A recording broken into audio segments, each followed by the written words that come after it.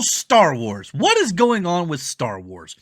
I've not talked a lot about Star Wars on the channel for a while now because I'm at an interesting place with Star Wars. Obviously, if you've been watching my channel for any long period of time, you know I'm a massive Star Wars fan. I've been a Star Wars fan since I was a little young tyke, growing up and watching Star Wars and destroying the VHS tapes because I watched the movies over and over and over again, especially the original trilogy. But over the last few years, since The Rise of Skywalker come out, Star Wars has been a bit of a hit and miss franchise with me.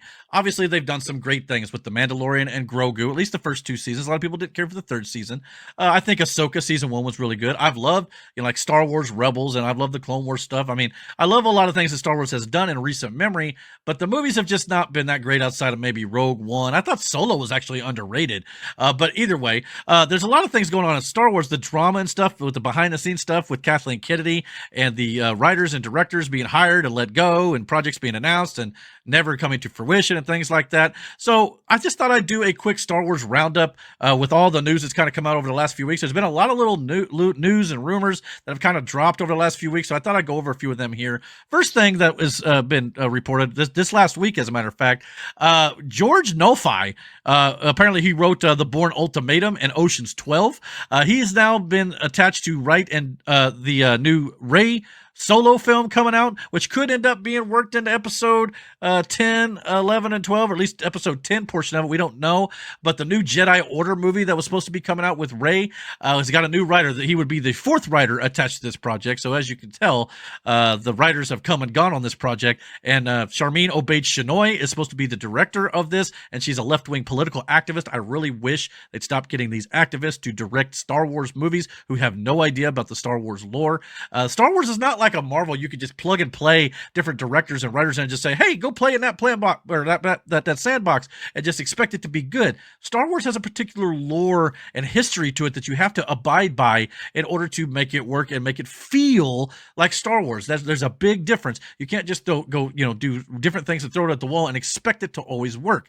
I mean, with this writer kind of coming along here, it's just like, okay, I would get excited about a lot of these Star Wars announcements if I knew they were actually going to come to fruition. I feel like, we get these announcements and things, and then just all of a sudden, well, that's not happening anymore. Or you don't hear about anything else about it for another 2 years. And you're like, well, is that even still happening? I mean, the Rian Johnson trilogy comes to mind. I mean, the Kevin Feige produced Marvel movie comes to mind. And I could go, Patty Jenkins' Rogue Squadron movie comes to mind, even though they say that's kind of still in development. But and to Lucasfilm's credit, they don't always come out with the actual announcements themselves. But even the ones they have officially announced themselves, they haven't lived up to those either yet. The only one that seems like is going to be in the bag and ready to go is the Mandalorian and Grogu movie, directed by Jon Favreau and helped out by Dave Filoni. Those two guys know Star Wars lore, so I trust them to make a solid movie at least, even though I got a little criticism on that here in just a minute too. But yeah, so I'm looking forward to a lot of this stuff. I just don't know if we're actually going to see it. That's the thing that concerns me about it. But I'm one of those guys too, doesn't have a personal problem with the Rey character or Daisy Ridley as the actress. It was just the way they wrote Rey. So I'm hoping at least if you get more Rey in the movie that comes out with New Jedi Order that's supposed to be set 15 years after the Rise of Skywalker, it kind of doesn't really pay a whole lot of attention to everything that happened in the sequel trilogy and kind of focuses on something new, kind of builds a new Jedi Order as it were, and then kind of move forward with the storytelling, and she can kind of be the Obi-Wan Kenobi character leading in the next generation of characters or whatever it might be. But I just wanted to have an overarching story planned out from beginning to end, especially if it ends up being 10, 11, and 12. If we got a 3-movie story arc, this could just be a bridge to maybe episode 10, 11, and 12 and kind of be a standalone. We'll have to wait and see. But the next time they do a 10, 11, and 12 or another, trilogy of movies, they better know the ending before they even start the beginning. Because I don't want them to see them just go from episode 7 and go, oh, well, 7, great, so let's do this and 8. And then you completely turn it on its head, and then you have to go back to it and not. It just didn't work out for me. So, again, just drama on the Star Wars front there. Speaking of drama, Disney has officially, canceled The Acolyte after 1 season.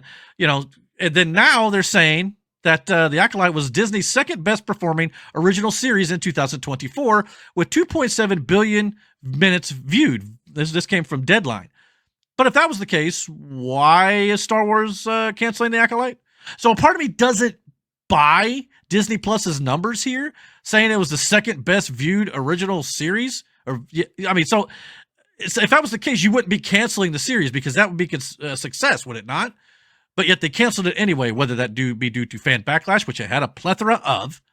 But either way, it's like it just doesn't make any sense for you to cancel a second season if it performs so well. So I don't know what to think about that. That's just weird to me in general. So, and I wasn't a huge fan of the. I thought some of the choreography was cool, but the storyline just. I would love to see more Plagueis and maybe some more of the Yoda stuff back in those days. But other than that, I don't care about some of these other characters. This last week, we also got reports that Ryan Gosling is reportedly in talks to star in a Shawn Levy Star Wars directed movie. And for those of you who don't know who Shawn Levy is the director of Deadpool and Wolverine. He's the guy on the far right here. And I thought he did an outstanding job with that. He's also done some good work with Ryan Reynolds. He directed Free Guy, which was also a funny and heartwarming movie as well. So I think he could do a great job with the Star Wars movie. But again, it sounds like Shawn Levy wants to, do his own thing and not have to worry about connecting anything to the overall lore and just kind of doing his own thing in a Star Wars universe. So that concerns me right away. Again, Star Wars has a vast history that you have to adhere to. That's why we had the round table of writers over there, Star Wars, kind of, helping all these people like put this all in the overall story arc in the canon to where it doesn't contradict and things like that. But all these directors and writers and actors want to come in and just do their own thing. Star Wars doesn't work like that. You wouldn't allow them to do that in the Marvel Cinematic Universe. Kevin Feige would oversee that, make sure it fits in the overall structure. That's what they need to do with Star Wars. And for whatever reason, they're just letting these people come in and say, yeah, we want to do this, we want to do that. And a lot of times I think the creative differences happens where these directors come in, these writers come in, and they don't want to have to adhere to that lore and that history, and that's why they walk. Either that, if you're Kathleen Kennedy, you need to do a better job of, vetting these people before you hire them to make sure that you're on the same page about, what you want to do and keeping it within that canon. So again, Ryan Gosling could be a great addition to the Star Wars, world if directed by Shawn Levy. Because again, Shawn Levy's a great director, but I just worry about, all this, being a standalone, unconnected. I mean, I have no problem if it's unconnected to the Skywalker saga or things like that, but it still needs to be connected to the Star Wars overall timeline and stuff. Everybody wants to get away from the original trilogy and Luke and Han and Leia, but that's the core, the heartbeat of Star Wars. You can't just push that aside and act like, well, okay, they had their time, we got to do other things. You can still embrace that. You know what I'm saying? I'm hoping that the Mandalorian and Grogu and maybe the new Thrawn movies that are coming out with Dave Filoni may still embrace Han, Luke, and Leia during the times after the Return of the Jedi, which I think is something the sequel trilogy kind of dropped the ball on. Hopefully we'll still be able to get that payoff. We'll have to wait and see. Another rumor going around right now is that there are potentially 2 more Star Wars animated series potentially in development for Disney Plus over there at Lucasfilm. Obviously, Tales of the Jedi and Tales of the Sith were outstanding. We could be more of those. We're obviously getting another volume of Star Wars Visions in 2025, which I got to be honest, I really didn't watch a whole lot of those. I'm not a big anime guy sometimes, but they're kind of Elseworld stories that don't really tie into the overall Star Wars lore, so it's just kind of a what if type thing, which I like what if and Marvel, but at the same time this I just couldn't really get into a whole lot. But I would love to see more, something along the lines of Clone Wars, Rebels, or Bad Batch. Not so much Star Wars Resistance. It's not my cup of tea, but if you could get me something like that with Rebels, Clone Wars, and Bad Batch, I'd be down for it. I always thought it would still be kind of fun to kind of show some more stories with Han, Luke, and Leia in between episodes 4, 5, and 6, between the Death Star blowing up and the Battle of Hoth, and then you could jump ahead after episode 5 and do some episodes between 5 and 6 with Han and Carbonite, and you bring in Lando for some adventures in between Empire Strikes Back and Return of the Jedi. I always thought that would be kind of fun to explore. But you could always do some stuff in the Mandalorian universe too, showing more of the New Republic, things like that. Kind of how things have developed in the time after the Return of the Jedi when the Empire fell, between it and the episode 7. So there's a big, long gap there, like a 30-year gap between episode 6 and 7 that I would love to see them explore more of.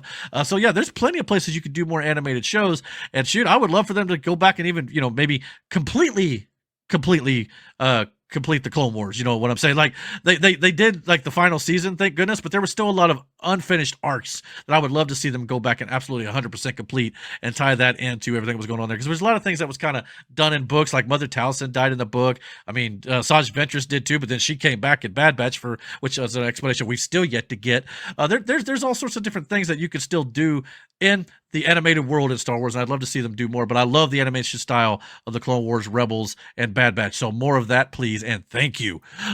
So, yeah. We also got reports that, obviously, with Season 2 of Ahsoka coming up, getting ready for filming, I believe maybe in April of 2025, potentially, I would assume, for a 2026 release date, maybe after The Mandalorian Grogu is released, but obviously, we know about the unfortunate passing of Ray Stevenson, who played Baylan Skoll in Season 1 of Ahsoka. Outstanding performance by Ray Stevenson. One of the best performances I've seen in Ray's career, and I wish he could stick around and do more of that character in Season 2, but unfortunately, that was not meant to be. And the Game of Thrones star, Rory McCann, has potentially rumored and reportedly been cast as Baylan Skoll's replacement in Season 2. So I could see him, if you made him upright and look like Baylan Skoll, he'd definitely look the part, but coming in and stepping into Ray Stevenson's shoes is going to be a tall task. Let's hope he can do that if he has indeed been cast in that role, because this is one of the more favorite characters in the Ahsoka series, and I think it could be great, because obviously he's going to be off looking for the Mortis gods, as they were teased in the Clone Wars series as well, and it looks like Dave Filoni is going to be bringing that storyline that was teased all the way back in the Mortis arc in the Clone Wars, the animated series, and he's going to be bringing, and it was also teased a little bit, Star Wars Rebels, and now he's going to be bringing it into live action as Ahsoka and Baylan Skoll and Sabine. They all end up going to this temple, and maybe possibly be releasing Abeloth, the mother of the Mortis gods. So we'll have to wait and see. I know that's a little deep for some of you casual fans out there, but this is more nerd territory. So I highly encourage you to look up Abeloth, the mother of the Mortis gods. There was the father, the son, and the daughter, and of course the mother, Abeloth, who was imprisoned thousands of years ago, which I would, again, love to see them go back, and if you do like a movie that takes place 25-some thousand years ago, which is the next story, kind of like the beginning of the Jedi, I would love to see them kind of tie in the Mortis gods arc into that, and how they imprisoned the mother, and all this sort of stuff could tie into the Jedi of that time and the beginning of the Jedi Temple, and and all that sort of stuff. The first Jedi Temple that was referenced in Star Wars Episode 8, The Last Jedi. You could do all that stuff, but again, James Mangold, the director or the director as it is right now of Dawn of the Jedi, that is set before the Skywalker saga in Episode 1, says he doesn't want to be handcuffed by the lore. So again, you could, he doesn't have to be as handcuffed being it's set 25,000 years ago, but it still has to tie into the stuff that takes place in the canon that we already have, because it has to, adhere to what we know already to some respects. You could do your own thing, but you have to still make it fit. So these directors coming in just want to do their own thing. It's a problem. And if that's the case, I don't necessarily blame Kathleen Kennedy as much, but again, I blame her where it's like you should be able to vet this stuff out before you say, okay, they're the director. So I worry about this project now already, but we'll see what happens, and I hope it even does come to existence, because like I said, Mangold's got a lot on his plate too. He's got a Swamp Thing movie with the DCU as well, so we'll have to see where all that lies moving forward. Also, in regards to the upcoming The Mandalorian and Grogu movie that will be releasing in 2026, just weeks after Avengers Doomsday. I don't know how smart of an idea that is. It didn't go so well for Solo, a Star Wars story, releasing after Infinity War a few weeks after that. So I hope maybe they reconsider that a little bit. But that notwithstanding, I am looking forward to The Mandalorian and Grogu. And there's rumors and reports going around that Embo, the bounty hunter from Star Wars The Clone Wars, could potentially be the main villain in Star Wars The Mandalorian and Grogu movie, which leads me to speculate that there was a lot of rumors going around that The Mandalorian and Grogu, the film, was actually going to be The Mandalorian Season 4, and they may have converted it into a movie. Now, that just worked wonders for Moana 2. Moana 2 was originally supposed to be a Disney Plus streaming series, and they decided over there at Disney to make it a movie, and it's made almost $1 billion at this point. So that could very well work for Mandalorian and Grogu on the big screen if it's done right, and Jon Favreau and Dave Filoni do their best and direct the crap out of that thing. I think it could be great. And Embo is a fun character. If you don't know who Embo, the bounty hunter, is, he's obviously got a wolf for a pet, which Dave Filoni loves his wolves. So yeah, I mean, he's a real fun bounty hunter that was in the Clone Wars arc. So I highly recommend you go checking out the 3D animated Clone Wars series, which is canon, by the way. It takes place between episodes 2 and 3. So yeah, and even at the very end runs concurrently currently to episodes 3. But yeah, I highly recommend you go checking that out. And Embo could be a great villain and going after the Mandalorian and Grogu, as Mandalorian and Grogu probably have their own bounty and things like that. So that could be a lot of fun to watch. So we'll have to wait and see how that all plays out. We also have heavy rumors that Hayden Christensen, Ewan McGregor, and Ariana Greenblatt will be back to portray their characters of Anakin Skywalker, Obi-Wan Kenobi, and young Ahsoka Tano in Ahsoka Season 2. Obviously, in Ahsoka Season 1, we got Hayden Christensen showing up as Anakin Skywalker in the World Between Worlds and revealing himself to Ahsoka Tano there. And we had these awesome flashback sequences to the Clone Wars era with young Ahsoka here, played by Ariana Greenblatt. And so, yeah, in order to get both of them back, we could be getting more flashback sequences, and adding Obi-Wan Kenobi to that mix could also be in the cards, which would be great. Obviously, we saw a little bit of flashback stuff with Anakin and Obi-Wan and the Obi-Wan Kenobi series, so we could be getting more of that in Ahsoka Season 2 with their relationship with Ahsoka from the Clone Wars era. So again, you see how all this kind of ties together. And of course, you know, all three of these characters had that arc in the Clone Wars where they went and met up with the Mortis gods in the Mortis arc. So again, this could all be tying into the Ahsoka Season 2 narrative of going to find the Mortis gods and the Mother Abeloth. So we'll just have to wait and see how all this plays out. But I think these three characters could be great to be on screen again via flashbacks. And I don't know about you, I would love to see these three doing a Clone Wars live action show, telling some stories from the Clone Wars era that we didn't get to see. That would be outstanding as well. And hopefully, if the fans respond to it well enough, and I think they have, that would be a great thing for Star Wars to do. Again, kind of not throwing away what was once there that was under George Lucas, kind of embracing it and using more of it. So these three actors are great, especially Ewan and Hayden, and I love Ariana as young Ahsoka too, but more of these the better, and I hope they end up doing that going down the line. We also got heavy rumors that Natalie Portman could be returning as Padme Amidala in Ahsoka Season 2 as well. Again, this is not 100% yet, but it's been reported that Dave Filoni is reportedly been pushing for her to return, and a deal is said to be close to being done. So again, if we're getting flashback sequences in Ahsoka Season 2, it would make all the sense in the world for Padme to be there. So that would be great. And again, do some more young, Clone Wars stuff. Live action would be absolutely great. I would love to see it, and we could have a lot more good storytelling and do some stuff with some characters we've not seen in live action before. So I'm down for it if they end up doing it. So I like these rumors, but again, take them as a grain of salt for now. But all these elements coming together for Ahsoka Season 2. It's one of my more highly anticipated Disney Plus series coming up for Star Wars is Ahsoka Season 2. Probably, I'm guessing now at the end of 2026 at the earliest.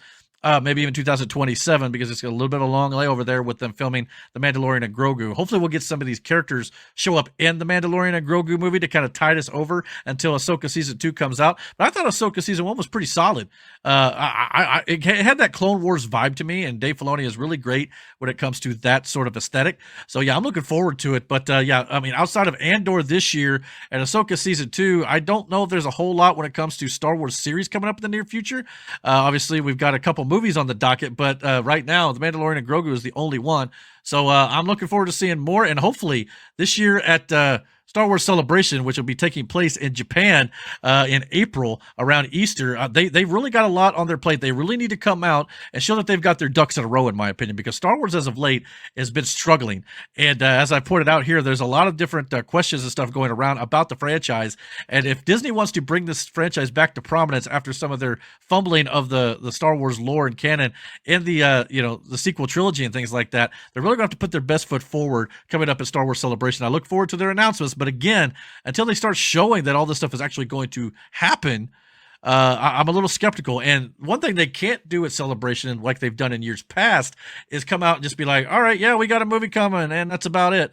So go enjoy the convention, everybody. We got interviews and stuff here. No, you need to come out with announcements of series, movies, castings, directors, and everything, and deliver.